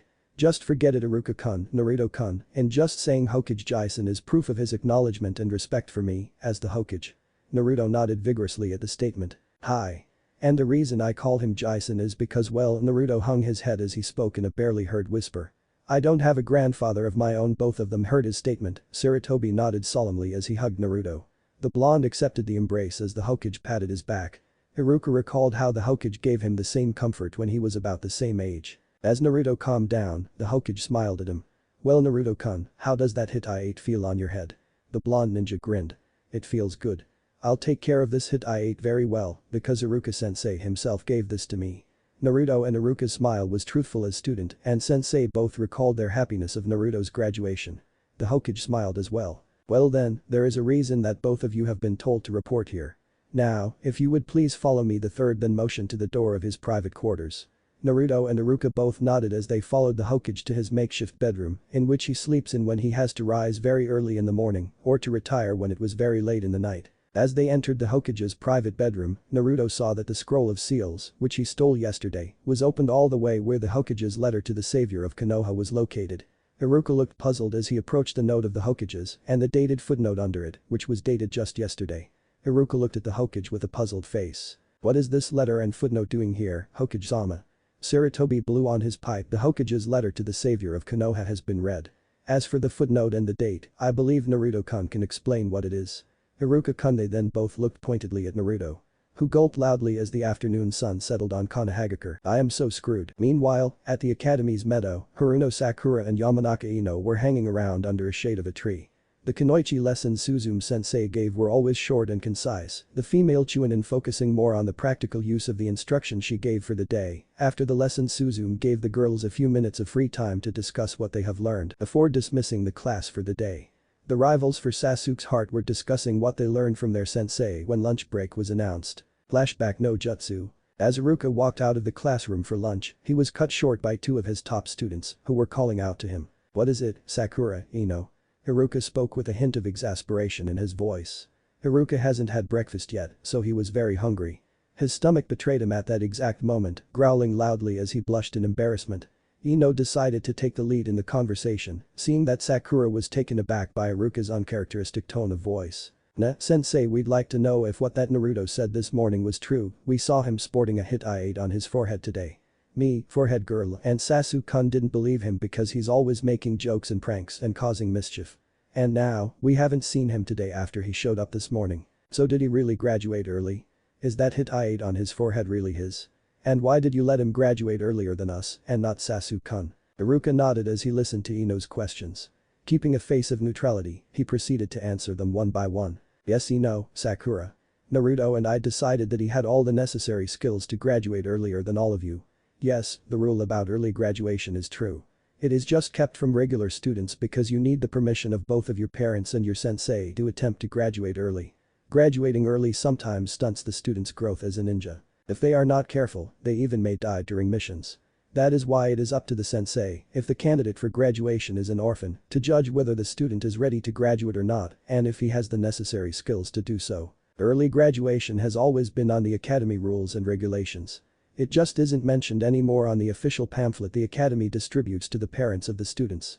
The regular graduation age was adjusted so that clan prodigies like Hyuga Niji, a year your senior, and geniuses like Sasuke will be kept on the same level as regular academy students. There is of course a reason for this adjustment. The most famous early graduates of the Ninja Academy were Hada Kakashi, who is now an elite Jounin of the Leaf, and Uchiha Itachi, one of our village's most famous missing nin, an S-rank missing nin. Of the two names I mentioned, the latter's early graduation had a bad repercussion on the academy. So the graduation age for academy students has been decided to be at age 12 and not a year earlier than that. And oh, the hit I-8 that you saw on Naruto came from me. I gave him my own hit I-8 as the location we were in had no other ones nearby. This is a new one I am wearing right now." Iruka pointed on the forehead protector on his head. "Now, if there are no more questions, I'd like to get my lunch. So if you'd excuse me." The two girls nodded as they stepped aside. Their expressions were of slack-jawed disbelief, including inner Sakura, who was speechless. Iruka chuckled at the expressions on his students' faces. He sensed another chakra signature spiking up, so he figured that Sasuke was listening in on the whole conversation. "Well, I hope the fact that Naruto managed to graduate early will take them down a peg or two. Sure, I love my students like my children, but their treatment of Naruto isn't right. Parents have the right to play favorites to their children as well." Unfortunately for Iruka, his top 3 students will never hear his musings. Flashback no Jutsu, Kai. The two rivals, usually shouting or insulting each other, looked the other in the eyes. Sakura managed to find her voice. So, it was true that Naruto really did graduate early. Ino nodded solemnly as she looked down on the grass. Yeah, I can't believe that the dead last of our class managed to graduate first. It's oh so surreal. The pink-haired girl piped up. The two kunoichi in training sighed, both shaking their heads. Ah. He probably won't make a good ninja for long. He's probably going to die in one of his missions anyway.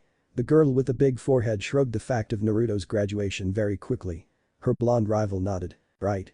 He'll never be as strong as our Sasuke-kun, right big forehead.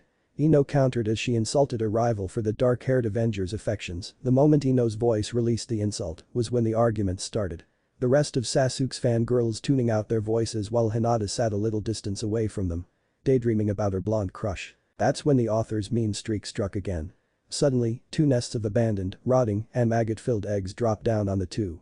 Caught unawares, they were drenched from head to toe in curdled maggot-filled egg yolk, as well as dried-out grass and twigs and bark, let's not of course forget the eggshells. The final straw was when they smelled each other. Their lunch rising from the pits of their stomachs and hurled at the other's face and body. If there was a more embarrassing situation than being tarred and feathered, this was it. Hinata couldn't help but sink to the ground in soft, barely heard laughter. She hasn't laughed this good in never. This event was hidden well from the rest of the fangirls of Sasuke, as they were too busy laughing at their president and vice president.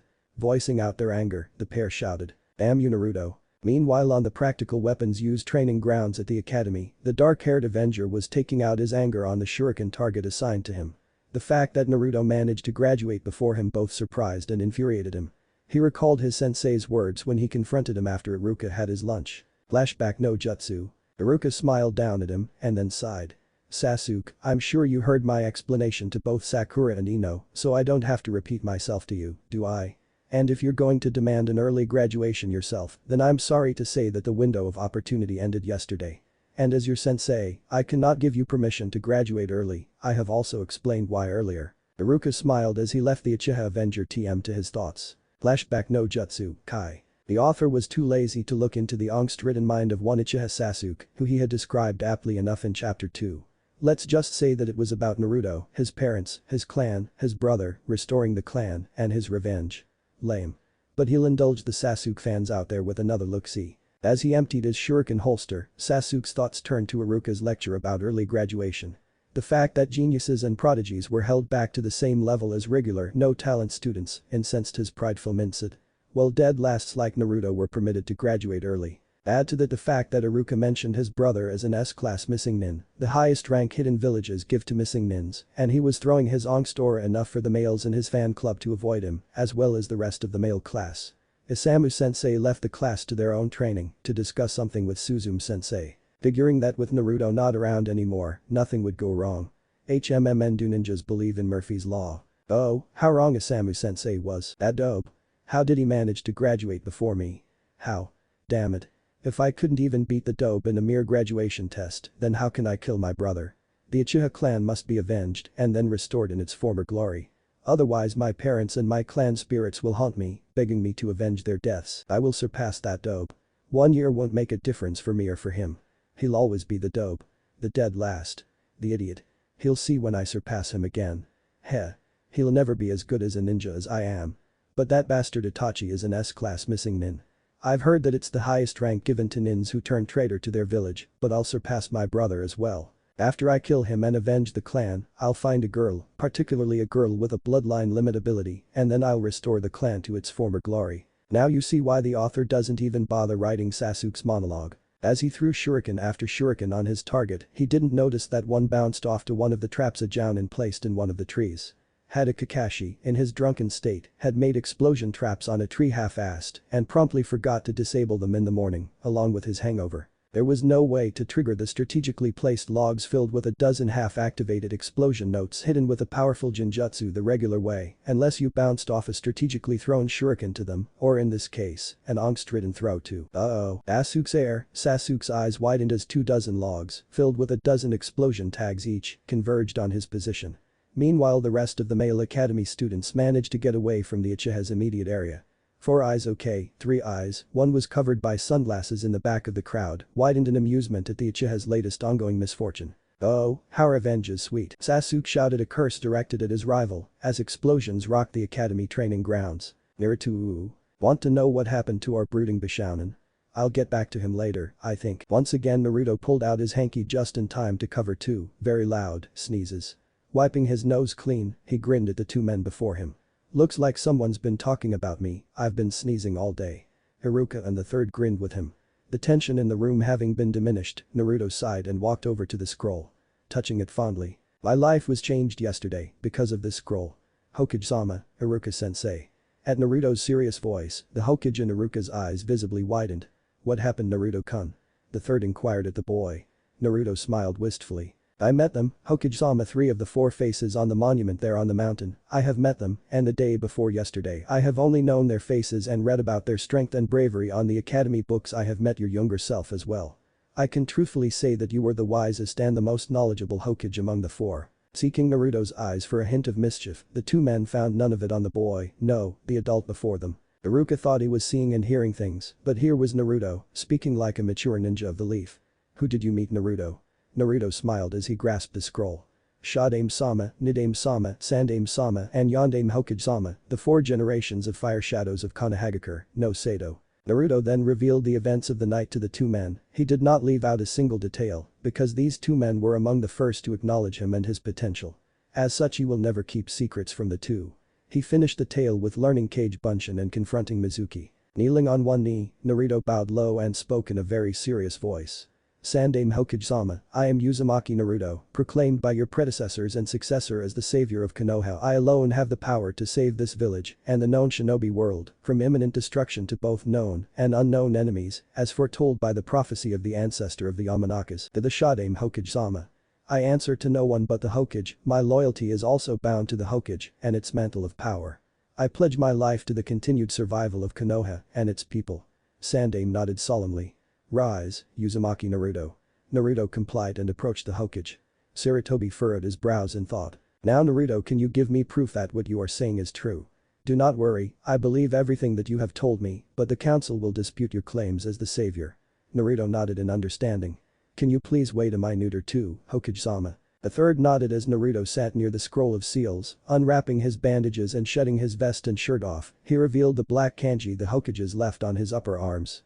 Pressing on both San and Yan, he proceeded to contact the third and the fourth Hokage's imprints. Sandame-sama, Yondame-sama, I need proof for Hokage Jisen and Iruka-sensei, or I'm afraid they won't believe me. The Hokages being contacted nodded mentally. The young voice of Sandame's imprint spoke wisely. We understand, Naruto-kun. Perform Aikuchi's no Jutsu like I instructed you to do, include Shadame-sama and Nidame-sama as well. Naruto nodded as he opened his eyes and bit his thumb, drawing a strip of blood vertically on the 4 kanji. After doing the hand seals, Naruto put his palm on the floor. Modified summoning. Hokage imprints. The third Hokage and Iruka watched as 4 separate clouds of smoke materialized on Naruto's sides, revealing the Hokage's imprints. Iruka's eyes widened. KK Kami-sama was his last expression before he fainted. Naruto immediately caught him as he fell using a Kage Bunshin's help, settling him down on the Hokage's bed. Nidame looked at the situation. Use the Tori seal, Naruto. A small squirt of water will suffice to wake him up. Naruto nodded and formed the Tori seal, voicing out the minor water jutsu. Suiton. Mizutan no jutsu. At those words a very small water ball formed and dropped on Iruka's face. The shinobi Gakuen-sensei woke up sputtering. Wah? Is it morning already? As he rubbed his eyes he heard 6 voices laughing at his expense. This time his surprise at seeing the 4 Hokages of Konoha in their prime nonetheless was somewhat lessened a bit. Luckily Yondame had the presence of mind of soundproofing the room with a jutsu when he materialized earlier. Iruka scrambled to jump down the bed and bowed down low to the Hokages. Shadame-sama, Nidame-sama, Yondame-sama. It is a great pleasure to meet all of you. I am Yamino Iruka, a Chunin-sensei of the Ninja Academy. After the greetings, the younger imprint of Sandame seemed put out. Boy. What about me, Iruka-kun? Hearing the imprint of the third, Iruka apologized profusely for ignoring him. The fourth, second, and first countered that he didn't count on Iruka's greetings, as he was the only Hokage of the 4 of them with a living counterpart of himself. The laugh seemed to dissipate everyone's nervousness. After the mood got serious again, the Shadame and Nidame took their leave. If you need a Seru, contact Naruto, as we'll be giving him advice and training sometimes. Shadame waved farewell as he disappeared in ninja smoke. Nidame nodded as he followed his brother's lead. Yondame approached his predecessor and handed Sandame a copy of his will. This will ensure Naruto's ascension as the rightful heir to my techniques and assets, as well as the title of Uzumaki and Kazama clan head. Naruto also has a copy of this. Oh, and if it isn't a bother, can you please update the info about the four of us and any other relevant info for us and about us on the scroll of seals? Sarutobi nodded in compliance as his predecessor's form vanished. Imprint Sandaime approached his older self, cheeks pink in embarrassment. So are you really a pervert like Naruto-kun said? The real Sandaime's cheeks turned red and just nodded. His imprint self just nodded as well when Sarutobi brought out his copy of Icha Icha Paradise, Volume 4. Jiraiya huh? Would you input that info and the book's contents on the scroll as well? Sarutobi just nodded. Naruto sighed at the exchange. I hope I don't turn into a pervert when I grow older myself, I'm starting to hate perverts more and more. He mused in his head as the two Sandaime whispered conspiratorially. Beside him, Iruka had the same look of indignation. While it is true that Iruka was defeated by Naruto's Warrick no Jutsu, he is not perverted even in the slightest way. He was just prone to the occasional dirty thought. Hey, cut him some slack, he is after all, a guy. Imprint Sandaime produced a copy of the scroll that allowed Naruto Cage-level access to any information that he would label as useful to him. He then narrowed his eyes at his older self. After the council reads this scroll, Naruto's training, data, and other info about him will be for the Hokage's eyes only, which means he'll be an S-rank secret. The Council of Elders will no longer have jurisdiction on him. All data on him will be classified data. Although his official rank may be Genin, he will answer to you and to you only, so his unofficial rank now is candidate for Sannin. Since you're the current Hokage, you are it means his protection and training will be up to your decisions. Do not stunt or hold back his growth and training, or it will mean dire consequences for all of us. Agreed. Hearing the dead seriousness of his imprint self, Sandaime nodded. Did he mention the forbidden bloodline? His imprint self inquired. Sandaime nodded in confirmation. According to him, there's a bloodline ritual involved. The imprint of the third Hokage nodded his affirmation at his living self-statement. Assign Naruto to the Genin reserve list if he doesn't pass his Jounin Sensei's survival exam. If he does pass his exam, give the team a week of break from missions and/or team meetings. Naruto-kun will need that week to understand the rituals and procedures for the awakening of the bloodline. Explain that Naruto will undergo some extra training before he joins the team officially if the Jounin insists to start missions. Sandaime nodded his agreement at his imprint suggestion. Imprint Sandaime then slowly vanished. I'll be waiting for that Icha update, Saru-kun. Naruto then shook his head. Muttering perverts under his breath. The two men couldn't dispute Naruto's comment as they both had fallen victim to the blonde's anti-pervert technique which made the Konoha General Hospital stock up on blood replenishing pills for both civilian and shinobi use. The Hokage then brought out a scroll. Well, the council certainly won't be happy about this. That's why what we have discussed here will never leave this room. Do you agree? Naruto and Iruka nodded their assent. Rolling out the scroll, Sandaime signed his name in blood and the scroll glowed. This is a scroll for blood oaths. Breaking your oath on this scroll will result in a very, very painful death for you. After hearing this, would you still sign the scroll?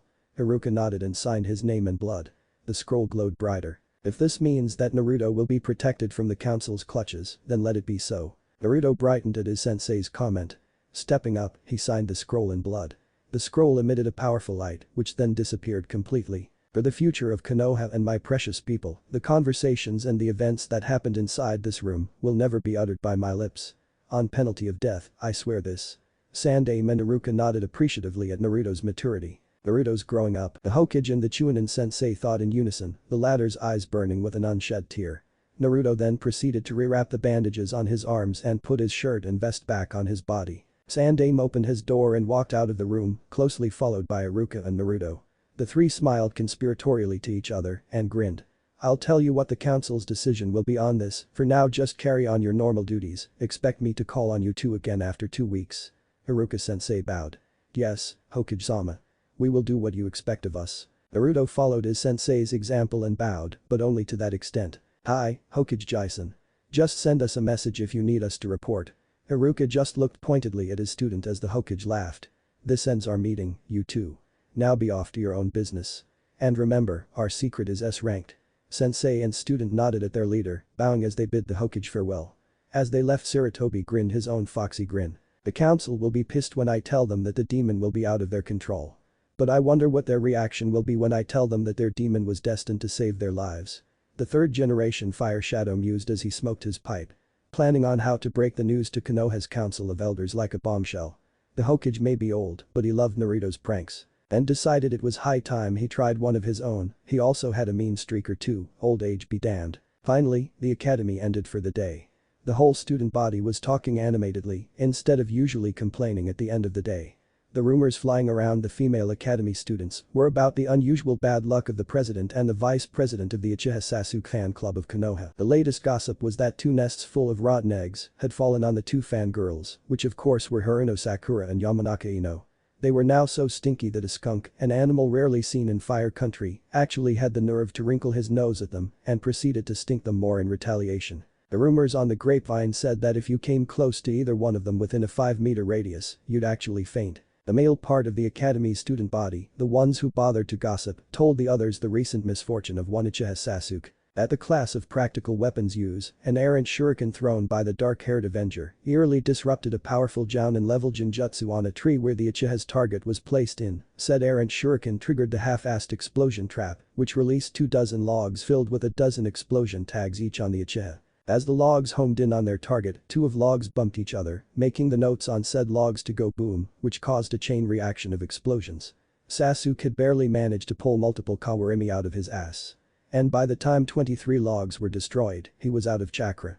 The last log bumped his rear, hard. That was the moment when the log's rope snapped in 2, which sent him flying out of the boys' training ground into the girls' meadow, where Suzume-sensei taught her Kunoichi classes. While in the air, Sasuke was blaming his misfortune on the academy's resident prankster. That's when the explosion tags on the last log exploded in unison. The note somehow eerily avoided Sasuke's prize jewels, his precious hair, and his face. But by the time he landed in the girls' meadow, he was in his birthday suit, literally. He proceeded to run away from his fan club, butt naked. The fangirls got rabid and pulled out cameras, still film cameras and still digital cameras. One fangirl mysteriously pulled out a large digital video camera from her small bag. Catching Sasuke's 4-men natural in the woods came only once in a blue moon. And the fangirls who missed the shirtless Sasuke episode capitalized on the present opportunity. The gossip said that Sasuke was still hiding on the academy training grounds. But unfortunately, his fangirls were on the prowl for a glimpse of naked Sasuke TM. Meanwhile, the male class of Naruto's batch, the ones who didn't care about Sasuke and was not part of the male division of his fan club, were talking amongst themselves. They were at the center of it all. They saw Sakura and Ino's stinking personalities. They were there when Sasuke got hit by the log which sent him flying, and when they heard him cursing Naruto's name. They also produced cameras and were the first to picture Sasuke in his naked, angst-ridden glory. While he was still in the air no less, while the fangirls only got ground shots. The black market will be filled tomorrow with Uchiha Sasuke spy shots as fangirls got ready with their money. Needless to say they were all laughing their stomachs off as they left the academy. Pumping their fists upward at the red sun, they saluted their resident prankster, now a graduate, in thanks. The ones leading the cheering were unsurprisingly Shikamaru, Choji, Kiba, and Shino.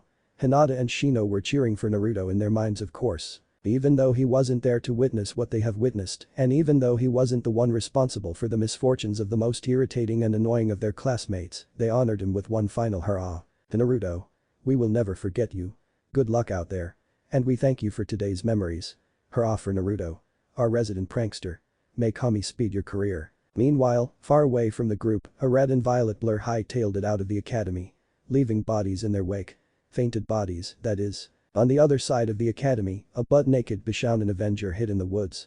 As his fan club patrolled the area en force. For the 3 of them, their day hasn't ended yet. End chapter. What if Naruto has all 3 Dojutsu? Thanks for watching my video till the end. If you enjoy this content, then do consider subscribing to my channel and leave a like if you guys need the next part, comment down, and thanks for watching the video and see you guys in the next video.